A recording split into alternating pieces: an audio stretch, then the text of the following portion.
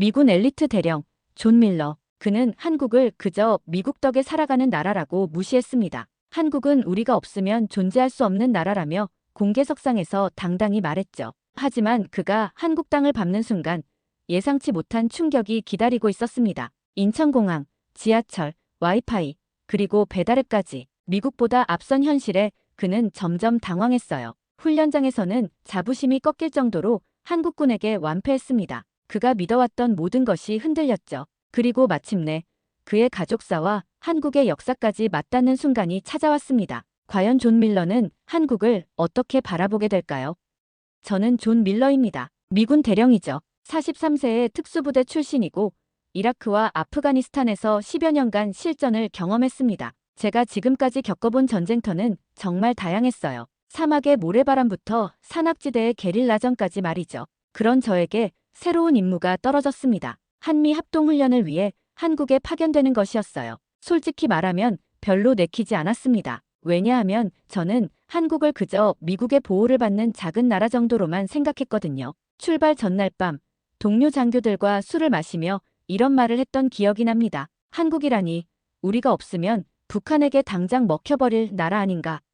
모든 사람이 웃었어요. 저도 덩달아 웃었습니다. 그때 제 머릿속에는 한국 전쟁 때의 이미지만 있었어요. 폐허가 된 서울, 굶주린 사람들, 미군의 도움 없이는 살아갈 수 없는 약한 나라 말이죠. 물론 경제가 어느 정도 발전했다는 얘기는 들었지만 그래봐야 미국 덕분이라고 생각했습니다. 비행기에서 내려다본 한국 땅을 보며 저는 속으로 중얼거렸어요. 겨우 이 정도 크기의 나라가 뭘 할 수 있겠어. 미국의 텍사스주 하나보다도 작은 땅덩어리였거든요. 공항버스에서 만난 한국 장교가 저에게 인사를 건넸습니다. 밀러 대령님, 환영합니다. 앞으로 잘 부탁드립니다. 저는 건성으로 대답했어요. 네, 그럼요. 우리가 많은 걸 가르쳐 드릴 수 있을 겁니다. 그 한국 장교의 표정이 순간 굳어지는 걸 봤지만 별로 신경 쓰지 않았어요. 사실이니까요. 미군이 한국군에게 가르쳐 줄 게 많다는 건 당연한 일이라고 생각했습니다. 첫 회의에서 제가 한 말을 지금 생각해보면 정말 부끄럽습니다. 한국은 미국 없으면 존재할 수 없는 나라 아닙니까? 우리의 선진 전술과 시스템을 배우셔야죠. 회의실이 순간 조용해졌어요. 하지만 저는 당당했습니다. 한국군 장교들의 얼굴이 어두워지는 걸 봤지만 저는 오히려 속으로 생각했어요. 역시 사실을 말하니까 할 말이 없구나. 그때 제가 얼마나 오만했는지 지금 돌이켜보면 정말 창피합니다. 저녁 식사 자리에서도 마찬가지였어요. 한국 음식은 너무 맵지 않나요? 미군들이 먹기에는 좀. 이런 식으로 한국 문화 전반을 무시했습니다. 심지어 젓가락 사용법을 보고는 비효율적이네요 라고 중얼거리기까지 했죠. 그날 밤 호텔에서 아내에게 전화를 걸었어요. 여보, 한국은 정말 예상대로야. 우리 도움이 절실한 나라라고. 아내는 그래도 조심해서 말해라고 했지만 저는 들은 척도 안 했습니다. 다음 날 아침 한국군 기지에 도착해서도 제 생각은 변하지 않았어요. 시설이 깔끔해 보이긴 했지만 미군 기지와 비교하면 한참 떨어진다고 생각했습니다. 역시 거칠에는 그럴듯하게 해놨네라고 속으로 평가했어요. 브리핑 시간에 한국군 참모들이 발표를 시작했을 때 저는 반쯤 듣는 척만 했습니다. 어차피 배울 게 없을 거라고 확신했거든요. 하지만 이것이 제 인생 최대의 착각이었다는 걸 그때는 몰랐습니다. 인천공항에 도착한 순간 저는 예상과 완전히 다른 광경을 마주했습니다. 공항 시설이 정말 놀라웠어요. 미국의 어떤 공항보다도 깔끔하고 현대적이었습니다. 하지만 저는 겉으로 내색하지 않았어요. 자동 입국 심사대를 지나면서 속으로 생각했습니다. 아, 이런 기술이 있구나. 하지만 미국에서 만든 기술이겠지. 저는 여전히 인정하고 싶지 않았어요. 한국이 이런 시스템을 독자적으로 만들었다는 사실을 말이죠. 공항에서 시내로 가는 지하철을 탔을 때 더 큰 충격을 받았습니다. 정시 운행은 기본이고 깨끗한 시설에 빠른 속도까지 뉴욕 지하철과는 비교가 안 되더라고요. 그런데도 저는 고집을 부렸어요. 거칠해일 뿐이야. 속은 다를 거야. 한국 담당자가 교통카드 사용법을 알려줄 때였습니다. 카드 하나로 지하철, 버스, 택시까지 모두 이용할 수 있다고 하더라고요. 게다가 환승할 때마다 요금이 할인된다는 얘기를 듣고는 정말 놀랐습니다. 이런 시스템이 언제부터 있었습니까? 저도 모르게 물어봤어요. 15년 전부터요라는 대답을 듣고는 할 말을 잃었습니다. 미국도 아직 이런 통합 시스템은 없거든요. 지하철 안에서 사람들을 관찰해봤습니다. 모두 스마트폰을 들고 있었는데 지하에서도 인터넷이 완벽하게 연결되더라고요. 미국 지하철에서는 상상도 할 수 없는 일이었습니다. 저는 점점 당황스러워졌어요. 호텔에 도착해서 와이파이를 연결했을 때 또 한 번 놀랐습니다. 속도가 미군 기지보다 빨랐어요. 그것도 공짜로 제공되는 거였습니다. 이상하네. 왜 이렇게 빠르지? 저는 속으로 중얼거렸어요. 저녁에 한국 동료가 치킨을 주문한다고 했습니다. 배달앱으로 시키면 금방 와요라고 하더라고요. 처음에는 얼마나 걸리는데요? 라고 물어봤는데 20분 정도? 라는 대답에 깜짝 놀랐습니다. 정말로 20분 만에 치킨과 맥주가 도착했어요. 그것도 따뜻한 상태로 말이죠. 미국에서는 피자 배달도 1시간은 기본인데 이런 서비스는 정말 상상도 못했습니다. 밤에 가족들과 영상통화를 하면서 저도 모르게 말했어요. 여기 좀 이상해. 미국보다 편리한 게 많아. 아내가 정말이야? 라고 물어봤지만 저는 얼버무리고 넘어갔습니다. 다음 날 아침 호텔 조식을 먹으면서 뉴스를 봤는데 모든 방송이 디지털로 깔끔하게 나오더라고요. 화질도 선명하고 자막도 정확했습니다. 미국의 케이블 방송보다 훨씬 나았어요. 길을 걸으면서 보니 모든 상점에서 카드 결제가 가능했습니다. 심지어 길거리 포장마차에서도 카드를 받더라고요. 현금 없는 사회라는 게 이런 건가 싶었습니다. 가장 놀란 건 택시였어요. 모든 택시가 깨끗하고 기사님들도 친절했습니다. 그리고 내비게이션이 정말 정확하더라고요. 미국에서는 택시 타기가 무서운 경우가 많은데 여기는 완전히 달랐어요. 저는 서서히 인정하기 시작했습니다. 제가 생각했던 한국과 실제 한국이 많이 다르다는 걸 말이죠. 하지만 아직도 마음 한구석에서는 부인하고 싶었어요. 이런 건 다 표면적인 거야. 진짜 실력은 다를 거야. 그런 생각으로 다음날 군사훈련장에 도착했습니다. 이제 진짜 실력을 볼 시간이었어요. 훈련장에 도착한 첫날, 저는 여전히 자신만만했습니다. 이제 진짜 실력을 보여드리죠라는 마음으로 임했어요. 하지만 이것이 제 인생 최대의 착각이었다는 걸 곧 깨닫게 됐습니다. 첫 번째 충격은 한국군의 드론 시스템을 봤을 때였어요. 작은 드론들이 편대를 이루어 날아가면서 정찰, 공격, 방어를 동시에 수행하더라고요. 미군도 드론을 사용하지만 이렇게 체계적이고 정교한 시스템은 본 적이 없었습니다. 이게 언제부터 개발된 거죠? 저도 모르게 물어봤어요. 5년 전부터 실전 배치했습니다라는 대답에 할 말을 잃었습니다. 미군이 아직도 연구 단계에 있는 기술을 이미 실용화했다는 뜻이었거든요. 두 번째 놀라움은 사이버전 시스템이었습니다. 한국군 사이버 사령부의 시연을 보는데 적의 통신망을 마비시키고 동시에 아군의 정보를 보호하는 수준이 정말 놀라웠어요. 이런 기술은 어디서 배우셨나요? 라고 물으니 자체 개발입니다라는 답변이 돌아왔습니다. 본격적인 모의 훈련이 시작됐을 때 저는 미군식 전술을 고집했습니다. 우리는 이라크에서 이런 방식으로 성공했어요 라고 말하면서 말이죠. 하지만 한국군 장교가 조용히 말했어요. 대령님, 여기는 이라크가 아닙니다. 첫 번째 시뮬레이션에서 저희 미군팀이 완전히 졌습니다. 한국군의 빠른 판단과 첨단 장비를 따라갈 수 없었어요. 저는 당황했습니다. 이건 시뮬레이션 오류 아닌가요? 라고 항의했지만 재검토 결과 모든 게 정확했습니다. 두 번째 훈련에서도 마찬가지였어요. 저희가 전통적인 전술을 사용하는 동안 한국군은 실시간 정보 공유와 인공지능 분석을 통해 우리보다 빠르게 대응했습니다. 제가 자랑하던 특수부대 경험이 무색해졌어요. 가장 충격적이었던 건 한국군 중령이 저에게 한 말이었습니다. 대령님의 전술은 20년 전에는 최고였을 겁니다. 하지만 지금은 다른 시대죠. 이 말을 듣는 순간 저는 정말 부끄러웠습니다. 점심시간에 한국군 장교들과 식사를 하면서 더 많은 이야기를 들었어요. 그들은 미군의 전술을 연구했을 뿐만 아니라 그것을 발전시켜 새로운 방식을 만들어냈다고 했습니다. 우리는 미군에게서 배웠지만 거기서 멈추지 않았습니다라는 말이 귓가에 맴돌았어요. 오후 훈련에서는 아예 한국군 팀에 합류해서 그들의 방식을 배워보기로 했습니다. 처음에는 자존심이 상했지만 배우지 않으면 안 될 것 같았거든요. 그런데 그들의 시스템은 정말 놀라웠어요.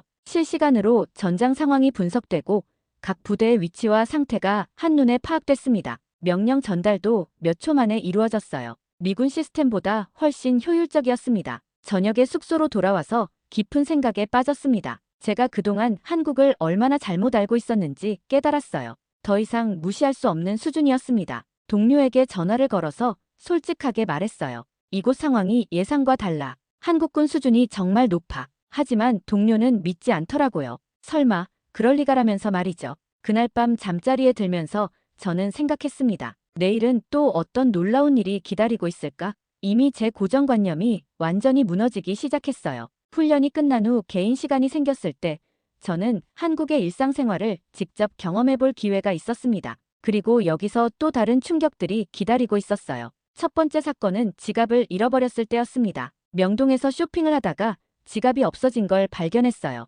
미국이었다면 포기했을 텐데 한국 동료가 경찰서에 신고해보세요라고 하더라고요. 경찰서에 갔더니 정말 놀라운 일이 일어났습니다. 제 지갑이 그대로 있었어요. 현금도 카드도 하나도 빠지지 않고 말이죠. 경찰관이 누군가 주워서 가져다 주셨네요 라고 설명해줬습니다. 한국에서는 이런 일이 자주 있나요? 제가 물어보니 네, 흔한 일이에요 라는 대답이 돌아왔어요. 미국에서는 상상도 할 수 없는 일이었습니다. 이 순간 한국의 치안 수준을 실감했어요. 두 번째 놀라움은 배달 문화였습니다. 한국 친구가 치킨 시킬까요? 라고 물어봤을 때 저는 피자는 없나요? 라고 대답했어요. 그러자 치킨도 맛있어요. 한번 드셔보세요 라고 하더라고요. 배달앱을 켜보니 정말 신기했습니다. 음식 종류가 엄청나게 다양했어요. 치킨, 피자, 중국 음식, 일본 음식, 심지어 아이스크림까지 모든 게 30분 이내에 배달된다고 하더라고요. 실제로 주문해보니 정말 20분 만에 치킨이 도착했습니다. 그것도 아직 뜨거운 상태로 말이죠. 포장도 깔끔하고 음식질도 훌륭했어요. 이런 서비스가 언제부터 있었나요?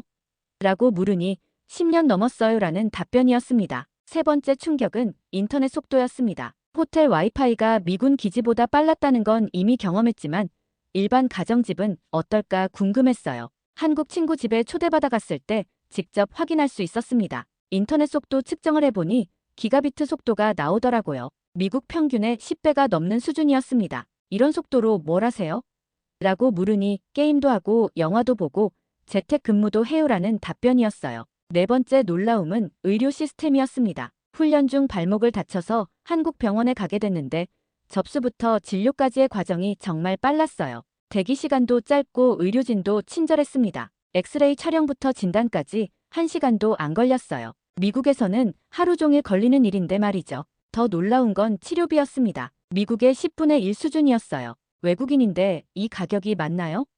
제가 물어보니 네, 건강보험이 적용돼서 이 정도예요 라고 하더라고요. 한국의 의료 시스템에 대해 다시 생각하게 됐습니다. 그날 저녁 가족과 영상통화를 할 때 저도 모르게 이런 말을 했어요. 여기 진짜 미래 도시 같아. 모든 게 편리하고 빨라. 아내가 한국이 그렇게 좋아?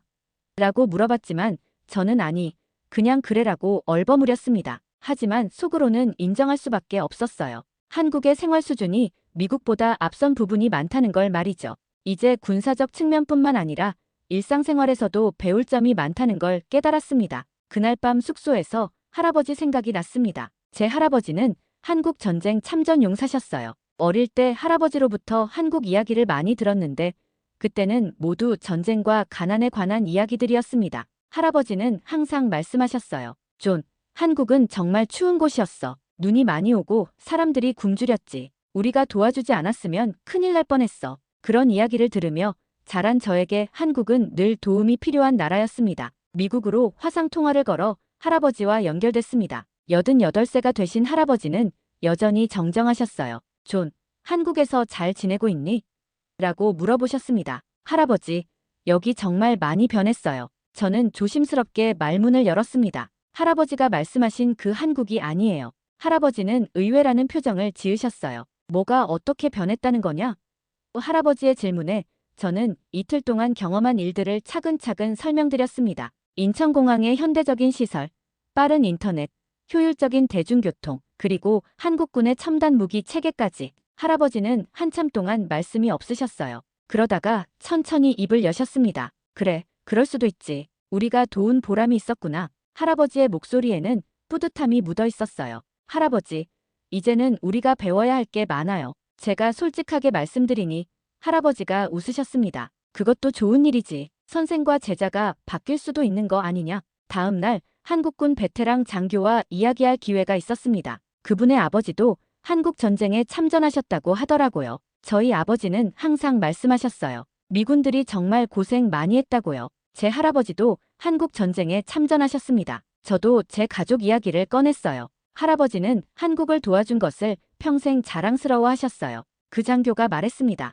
그분들의 희생이 헛되지 않았어요. 덕분에 우리가 지금의 한국을 만들 수 있었거든요. 이 말을 듣는 순간 가슴이 뭉클해졌습니다. 저녁에 다시 할아버지께 전화를 드렸습니다. 할아버지, 할아버지의 희생이 헛되지 않았어요. 한국이 정말 멋진 나라가 됐어요. 할아버지는 기뻐하셨습니다. 존, 그럼 너도 그 나라에서 많이 배우고 와라. 우리가 심은 씨앗이 어떻게 자랐는지 보는 것도 의미 있는 일이야. 할아버지의 말씀이 제 마음을 흔들었어요. 그날 밤 저는 깊은 생각에 빠졌습니다. 할아버지 세대가 피와 땀으로 지킨 한국이 이렇게 발전했다는 게 정말 놀라웠어요. 그리고 이제는 그 한국에서 저희가 배울 차례가 됐다는 것도요. 전쟁터였던 이 땅이 이제는 세계를 선도하는 나라가 됐다는 사실이 감동적이었습니다. 할아버지의 희생이 정말 값진 결과를 만들어냈다는 걸 실감했어요. 이제 저는 한국을 완전히 다른 시각으로 보기 시작했습니다. 도움이 필요한 나라가 아니라 오히려 배울 점이 많은 나라로 말이죠.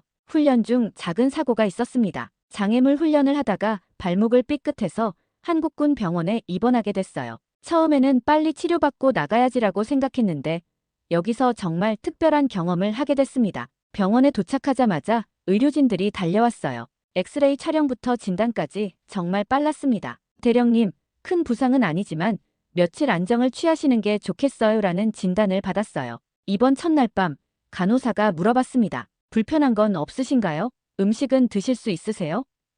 정말 세심하게 챙겨주더라고요. 미국 병원에서는 경험해보지 못한 친절함이었습니다. 다음 날 아침 한국군 동료들이 병문안을 왔어요. 과일 바구니와 함께 빨리 회복하세요라는 메시지 카드를 들고 왔더라고요. 제가 한국을 무시했던 걸 알고 있을 텐데도 이렇게 챙겨주니 정말 고마웠습니다. 가장 인상 깊었던 건 옆 병실 환자 가족들이었어요. 할머니 한 분이 입원해 계셨는데 손자가 매일 병문안을 왔습니다. 대여섯 살 정도 되는 아이였는데 정말 예의 바르더라고요. 그 아이가 제게 다가와서 사탕을 건네며 말했어요. 아저씨, 이거 드세요. 빨리 나으세요. 서툰 영어였지만 진심이 느껴졌습니다. 그 순간 제 마음이 정말 따뜻해졌어요. 아이 어머니가 죄송해요. 아이가 외국분을 처음 봐서요라고 사과하시더라고요. 하지만 저는 괜찮습니다. 정말 고마워요라고 답했습니다. 이런 순수한 마음을 받아본 게 언제였나 싶었어요. 병원 음식도 놀라웠습니다. 미국 병원 음식과는 차원이 달랐어요.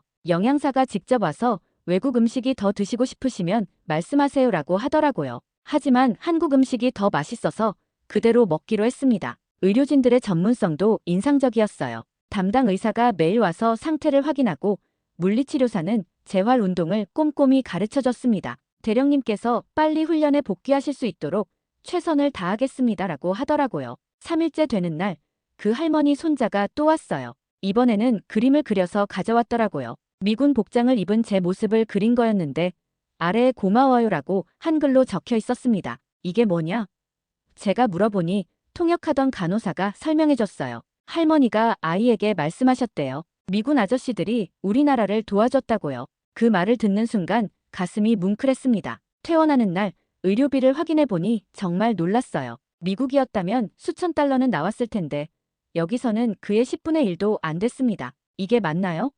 라고 물어보니 네, 외국인도 응급치료는 건강보험이 적용돼요라는 답변이었습니다. 병원을 나서면서 그 아이와 할머니를 다시 만났어요. 할머니가 제 손을 잡고 말씀하셨습니다. 고맙습니다. 우리나라 도와주셔서요. 통역을 들으며 저는 울컥했습니다. 할머니, 이제는 제가 배우고 있어요라고 대답했더니 할머니가 웃으시며 그럼 더 좋은 거죠라고 하셨어요. 이런 따뜻한 마음을 받아보니 한국에 대한 제 생각이 완전히 바뀌었습니다. 그날 밤 숙소에서 생각해봤어요. 기술이나 시스템만 발전한 게 아니라 사람들의 마음도 정말 따뜻한 나라구나 싶었습니다. 이제 한국을 무시했던 제 자신이 정말 부끄러웠어요. 병원에서 돌아온 후 저는 한국군 김중령과 깊은 대화를 나눌 기회가 있었습니다. 그분은 미국에서 유학한 경험도 있고 미군과의 합동훈련도 여러 번 참여한 베테랑이었어요. 대령님, 한국에 대한 인상이 어떠세요? 김중령이 직설적으로 물어봤습니다. 저는 잠시 망설이다가 솔직하게 답했어요. 처음 생각과 많이 달라서 혼란스럽습니다. 어떤 점이 다르셨나요? 김중령의 추가 질문에 저는 그동안 경험한 모든 것들을 이야기했습니다. 공항부터 시작해서 군사훈련, 일상생활, 병원에서의 경험까지 말이죠. 김중령이 웃으며 말했습니다. 저희도 처음에는 미국에서 많이 배웠어요. 하지만 거기서 멈추지 않았습니다. 우리만의 방식을 만들어냈죠. 이 말이 제게 큰 깨달음을 줬어요. 이제 한국은 미국에 의존하지 않습니다. 김중령의 말이 계속됐어요. 물론 동맹국으로서 협력하지만 우리도 독립적으로 갈 길을 찾고 있어요. 저는 고개를 끄덕일 수밖에 없었습니다. 그날 오후 서울 시내를 둘러볼 기회가 있었어요. 김중령이 직접 안내해줬는데 가는 곳마다 놀라운 광경들이 펼쳐졌습니다. 최신 기술과 전통이 조화를 이루고 있더라고요. 강남 지역을 지나면서 김중령이 설명해줬어요. 30년 전만 해도 여기는 논밭이었어요. 지금은 아시아 금융의 중심지 중 하나가 됐죠. 그 변화의 속도가 정말 놀라웠습니다. 한국의 대기업들 이야기도 들었어요. 삼성, LG, 현대 같은 회사들이 이제는 세계 시장을 주도하고 있다는 것을 알게 됐습니다. 이 회사들이 모두 한국에서 시작된 거죠? 제가 물어보니 네, 모두 우리나라 기업이에요라는 답변이었습니다. 저녁 식사를 하면서 더 깊은 이야기를 나눴어요. 한국 사회의 가장 큰 특징이 뭐라고 생각하세요?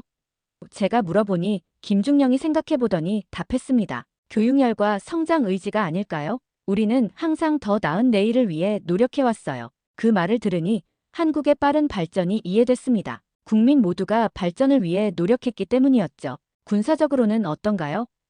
제가 궁금해서 물어봤더니 김중령이 자신있게 답했어요. 이제는 우리도 다른 나라를 도울 수 있는 수준이 됐습니다. 실제로 여러 나라에 군사 기술을 수출하고 있어요. 그 말을 듣는 순간 저는 완전히 인정할 수밖에 없었습니다. 한국이 더 이상 도움받는 나라가 아니라 도움을 주는 나라가 됐다는 것을 말이죠. 대령님도 이제 인정하시는군요. 김중령이 제 표정을 보고 말했어요. 한국을 무시하던 자신이 부끄럽습니다. 저는 솔직하게 고백했습니다. 부끄러워하실 필요 없어요. 많은 외국인들이 처음에는 그렇게 생각해요. 하지만 직접 경험해보면 생각이 바뀌죠. 김중령의 이해심 있는 말에 저는 고마웠습니다. 그날 밤 숙소로 돌아가는 길에 서울의 야경을 봤어요. 한강을 가로지르는 다리들과 높은 빌딩들, 그리고 그 사이로 흐르는 불빛들. 정말 아름다웠습니다. 이 나라가 진짜 대단하구나. 저는 속으로 중얼거렸어요. 이제 한국을 무시했던 제 자신이 정말 창피했습니다. 훈련이 모두 끝나고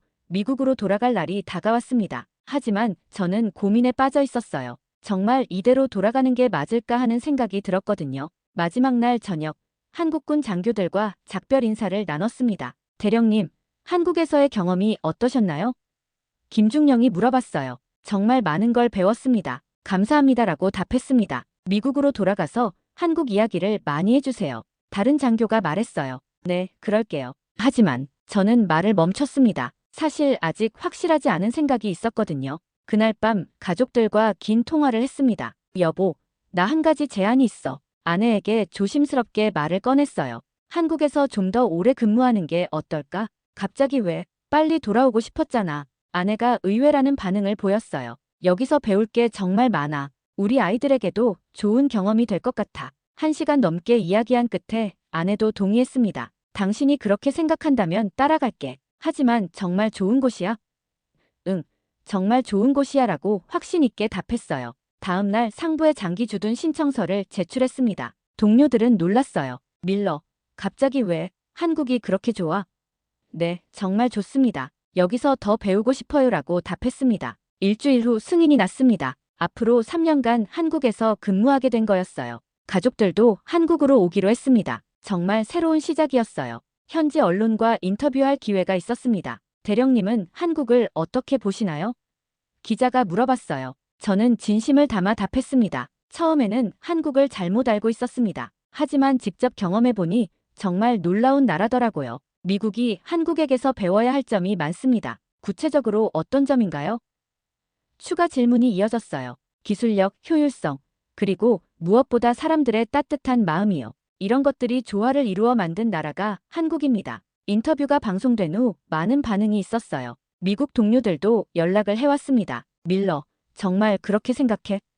네, 정말입니다. 여러분도 기회가 되면 와보세요라고 답했어요. 한 달 후 가족들이 한국에 도착했습니다. 아내와 아이들도 처음에는 한국에 대해 잘 몰랐지만 금세 적응했어요. 아빠가 왜 한국을 좋아하는지 알겠어라고 아이들이 말하더라고요. 아내도 한국 생활에 만족했습니다. 여기 정말 살기 좋네. 안전하고 편리하고. 가족 모두가 한국을 좋아하게 되니 저도 기뻤어요. 어느 날 저녁 한강변을 가족과 함께 걸으면서 생각했습니다. 이 선택이 정말 잘한 선택이구나. 서울의 야경을 바라보며 속으로 중얼거렸어요. 이 나라가 진짜 미래다. 한국에서 보낸 시간들이 제 인생을 바꿔놓았습니다. 편견을 버리고 열린 마음으로 세상을 보게 됐어요. 지금도 저는 한국에서 행복하게 지내고 있습니다. 그리고 기회가 될 때마다 다른 사람들에게 말해요. 한국은 정말 대단한 나라다. 직접 와서 경험해보라고 말이죠. 처음에는 한국을 무시했지만 결국 존 밀러는 존경과 감동을 고백했습니다.